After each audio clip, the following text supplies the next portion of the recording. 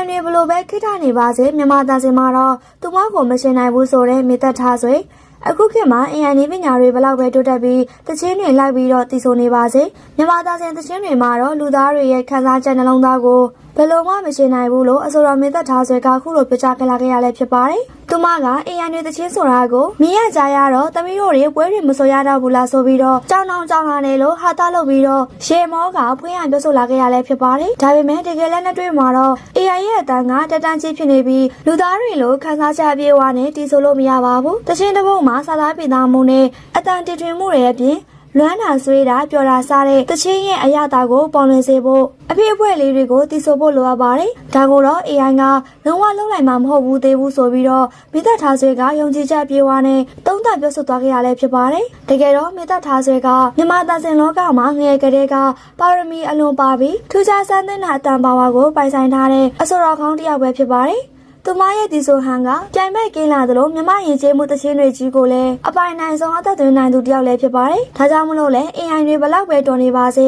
မြမတန်စင်နဲ့အနှစ်သာရနဲ့ပါရမီရှင်တွေရဲ့အတန်တွေကိုတော့ဘလို့မှအစားထိုးလို့မရနိုင်ပါဘူး။ပြည်သက်ကြီးတို့အနေနဲ့ရောတခြင်းသဘုံရဲ့ရတာကိုအတန်သွင်းနိုင်တဲ့မိသက်ထွားစေလို့တို့လူသားဆိုတော်တွေရဲ့အဖွေးဘောခံစားချက်တွေကိုပို့ပြီးတော့သဘောကျလား AI တွေရဲ့အတန်ကိုပို့ပြီးတော့ကြိုက်လားဆိုတာမိမိတို့ရဲ့အမြင်လေးကိုလည်းခုံမှရေးသွားပြီးခဲ့ကြပါအောင်ရှင်။အဆိုတော်မိသက်ထားစင်နဲ့လူရှင်တော်ဝမ်မိုးတို့ရဲ့ပြဿနာကတော့မပြီးသေးပဲအခုချိန်ထိလူမှုကွန်ရက်ပေါ်မှာအငြင်းပွားစရာလူပြောများနေစေပဲဖြစ်ပါတယ်။အစပိုင်းမှာတော့မိသက်ထားစင်ဘက်ကဝင်းရပေးခဲ့ကြတဲ့ပြည်သက်တွေရှိခဲ့ပေမဲ့အခုချိန်မှာတော့တချို့ပြည်သက်တွေကမိသက်ထားစင်ရဲ့မားရင်းနေတဲ့အပြုအမူတွေကိုထောက်ပြလာခဲ့ကြတာလည်းဖြစ်ပါတယ်။အနည်းပြရှင်တရားအနေနဲ့လိုက်ရောညီထွေမှုမရှိတာလောက်ပေါ်ကင်ပဲအပေါ်ဆက်ဆံဖို့မားရင်းနေတာတွေနဲ့ပတ်သက်ပြီးတော့ပြည်သက်တယောက်က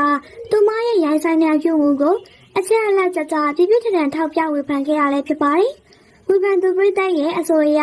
မိသက်ထားစေကဝင်းမိုးကအလုံးပြက်လို့ရှောင်ဖယ်တာမဟုတ်ဘဲနဲ့စင်ပေါ်မှာစကားပြောရင်လက်ကလေးထိမိတာကိုတင်မတူမတန်သလိုရုပ်ပြက်ဆင်းပြက်ရှောင်ဖယ်သွားခဲ့ရလဲဖြစ်ပါတယ်။ပွဲတစ်ခုမှာပရိသတ်မပြင်းရအောင်အဆိုတော်နဲ့လူရှင်တော်တွေကအတိုင်အဖောက်ညီညီခေါ်ပြရမှာအနုပညာလောကရဲ့ထုံးစံတစ်ခုပါပဲ။မိသက်ထားစေကတော့လူမှုရေးအရာရောအနုပညာအရာပါအလိုက်ထိုင်မရှိပဲဝမ်းမိုးကိုပြည်သက်ရှိမှအရှက်ရအောင်လှုပ်ဆောင်ခဲ့တာကအတော်လေးကိုရိုက်ဆိုင်တဲ့အမားတစ်ခုဖြစ်တယ်လို့ထောက်ပြပြောဆိုခဲ့ရလဲဖြစ်ပါတယ်။ကိုဘာသာဘလောက်ပဲဂုဏ်သိက္ခာရှိရှိဘလောက်ပဲထိမ့်သိမ့်ပြီးတော့နေနေလူရှင်တော်နဲ့ပြက်လုံးထိုးရမယ်ဆိုရင်တော့အနုပညာတရားအနေနဲ့လက်ရောညီထွေမှုရှိအောင်နေထိုင်ရမှာဖြစ်ပေမယ့်သူမကတော့အဲ့ဒီလိုမျိုးမလုပ်ဆောင်ခဲ့ပါဘူးအစကတည်းကဒီလိုသဘောတူမှုမရှိဘူးဆိုရင်ပွဲကိုလက်မခံပဲညှင်းပယ်ခဲ့ရမှာပါဒီနေရာမှာနိုင်ငံကျော်ဆက်လီချူချူထွေးနေအဆိုတော်အင်းမြဖြူတို့ရဲ့